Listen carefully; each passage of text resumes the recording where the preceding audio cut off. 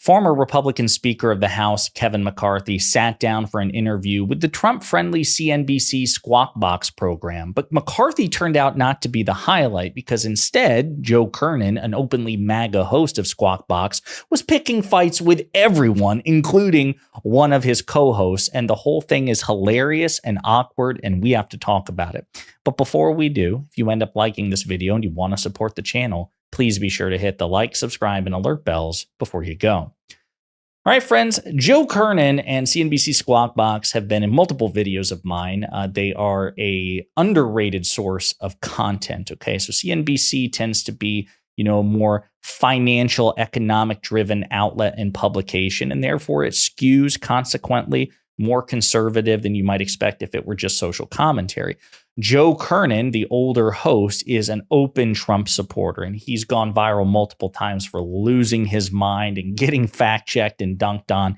And he was picking fights with everybody, with his co-host, Andrew Ross Sorkin, with Frank Lun, a Republican pollster, and some of the hills that Joe Kernen was prepared to proverbially die on in Trump's defense will blow your mind, starting with this clip right here. Brace yourselves. Donald Trump was not convicted of rape in the case involving E. Jean Carroll. A New York jury found him liable for sexually abusing Carroll and defaming her in a civil. So is that a good person or a bad person? Don't you? Is that a good person or a bad person? I'm not saying that, but don't you think you should be more careful if you say someone was convicted of rape? I didn't say the word convicted. I said found to. Found. I think that was that's the language. Go, Andrew. But this is our problem. But you don't get anywhere with 50% of the country. They don't believe judges. It's like I guess not. They've litigated through this and still decided to support him. Apparently, you're not smarter or a better person than them because of that. I don't know. Maybe I am. I know you think that. Okay, I respectfully both of your positions, but Again, it says something, even Kevin McCarthy is like, damn, okay. Now, I want you to think about the hill that Joe Kernen was prepared to die on. Well, he didn't rape E. Jean Carroll. He was only found liable for sexually abusing and defaming her. Like that makes Donald Trump a virtuous person. Like, let's grant him that distinction. We're not going to. We're going to clarify in just a second. But just for the sake of argument, let's grant him that. So rape is apparently where you draw the line, but not sexual abuse and defamation of our nation's highest office. What if we put the line in a way that encompasses both of them? Joe, how about that? How about we have a sufficient level of standard for our politicians, Democrat or Republican, such that sexual abuse and defamation are also disqualifying?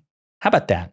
We'll get into some of the other things, but what Andrew Ross Sorkin was talking about was actually true because the presiding judge in the case clarified, and we've talked about this before, that in terms of how the word rape is used in common parlance, not in terms of the criminal penal code, how it defines rape in New York, but how the average person refers to rape when they say the word, that is exactly what E. Jean Carroll did. Yes, Trump was found to have raped E. Jean Carroll. According to the jury, because he, viewer discretion advised, he digitally penetrated her instead of with his genitals. I'm sorry to get so graphic there, but again, it's still something worth noting. And Joe Kernen seems to be believing, well, as long as he did it digitally, come on, Joe, that's awful. That's disgusting. And Andrew Ross Sorkin's outrage is perfectly merited. This idea, 50% of the country don't care. What's your point? Two things can be true at once. It may be, as sad as it is, such an indictment of the American electorate. It may be that Trump being liable for sexual abuse and defamation, and as far as the judge is concerned and the jury is concerned, meant that he digitally raped E. Jean Carroll, that might not matter to half of the American electorate. That may be. But is Joe Kernen suggesting that we shouldn't talk about facts simply because a percentage of the public doesn't care about those facts? What's he trying to say?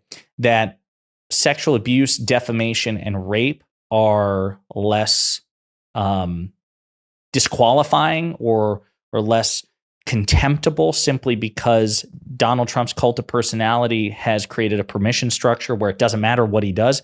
What is Joe Kernen's point? And instead, he tried to, well, you're not better or smarter than people who don't care that Donald Trump raped E. Jean Carroll. And Andrew Ross Sorkin, I actually respect this. He's like, actually, maybe it does. And indeed, maybe it does. Maybe it does, guys. So got some other clips as well, because it wasn't just his co-host with whom he picked a fight. He also picked a fight with top Republican pollster Frank Lun, because Frank Lun will occasionally criticize Donald Trump and discuss weaknesses in Donald Trump's campaign and polling. And Joe Kernen doesn't like it, even though, to throw Joe Kernen a bone here, he's occasionally criticized the Trump campaign strategy and polling. I guess it's just one of those things that you can't pick on him, only I can. Very weird stuff. Let me be clear. I'm not. You're still worried about the cats, people eating cats, which they did down in Venezuela. I'm glad you finally got over that. Well, the issue right now. I thought you were going to cry. The issue is affordability and immigration, and it's whichever candidate addresses those two issues is the candidate that wins. It is a jump ball. It is unclear right now, and you're correct that she is not being as specific as the voters want, but you're incorrect. At least she's begun to answer the questions. Great. We're almost going to elect her president. We know nothing about her. Thanks, Frank. Nice. It would be nice to answer a few questions.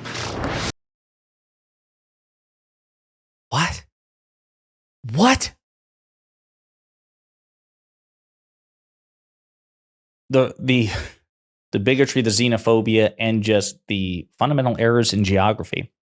So Frank Lun criticized J.D. Vance and Donald Trump for making xenophobic, bigoted, and verifiably false claims that Haitian migrants were eating the dogs, they're eating the cats in Springfield, Ohio. Not just as a moral case, but also because he thinks it was going to hurt the campaign for two reasons. Joe Kernen is upset that Frank Lun was calling that out. And he's like, sounds like you're going to cry about it, you loser, you weenie. Glad you're not talking. Glad you're over it now.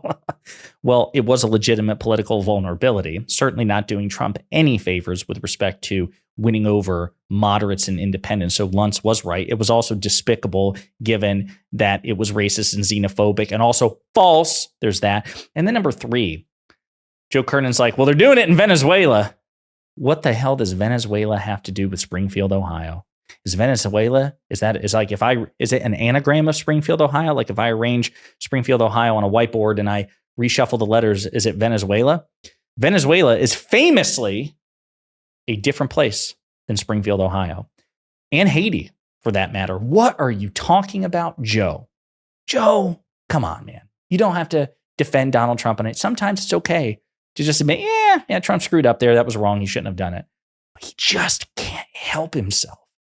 Got another clip too. Again, another really good exchange between Joe Kernen and Andrew Ross Sorkin. Again, Joe Kernen he was on one, as the kids say, just picking fights with everybody. So he also picks another fight with Andrew Ross Sorkin over media bias. So we're going to play the clip and unpack it together. Could we ever ask for, do you think, more fairness in the way everything's going? I'll make one point now. The outrage machine for Elon Musk for now endorsing Trump is out of control. Now, Twitter is still a free exchange of ideas from both sides. On the other hand, the New York Times just endorsed Kamala Harris. That's the 17th straight Democrat the New York Times has endorsed since Dwight D. Eisenhower. That was the last time. That was 1956. Take your pick of any Democrat you want to go along the way. They've endorsed every single one. So they endorsed Mondale over Reagan in re-election. But the arbiter of all truth and all fair journalistic integrity in the world does that every year. Not a word is spoken about. But Andrew, can I just say something? I just want to say but this what about the New York about Times for half a second. There's an editorial page of the newspaper. No, I understand that. And then there's a news page. Okay. If you want to conflate them, you can go ahead and try to do that. I am conflating because I understand that. You see the choice of the look. There is an overriding viewpoint from the Times that is manifested everywhere. I would say Andrew, this. It's not just the op-ed I would say at the end of the day, 17 straight. You didn't have a single one that. All I'm suggesting to you is there was But it was an editorial page. I just don't understand. You don't think the rest of the paper? No, I'm not going to, and I'm not going to engage in that with you. But the other piece of this is, you ever feel like a divorced child? So again, even Kevin McCarthy is like, what the hell is going on here? Again, Joe Kernen is just, I don't know. I guess he has a losing fetish or something where he's like, damn it, I want to suffer as much public humiliation as possible with as many people as possible. Freaking out that the New York Times editorial board, which, I mean, this is something that they used to say in defense of Fox. Well, hey, listen, sure, all the opinion stuff on Fox is conservative, but that's different from Fox News. Well, if it's cool with you with Fox, then you shouldn't care about the New York Times. And that's what Andrew Ross Sorkin's like, dude, listen, and by the way, the New York Times, I can tell you as somebody who is in the Democratic coalition, who considers himself on the left and was certainly liberal, not a big fan of the New York Times as a general proposition because they too grade Donald Trump on a curve. So disastrous back-to-back consecutive performances by Joe Kernen of the Squawk Box. And I enjoyed that. In the meantime, let me know what you think in the comments.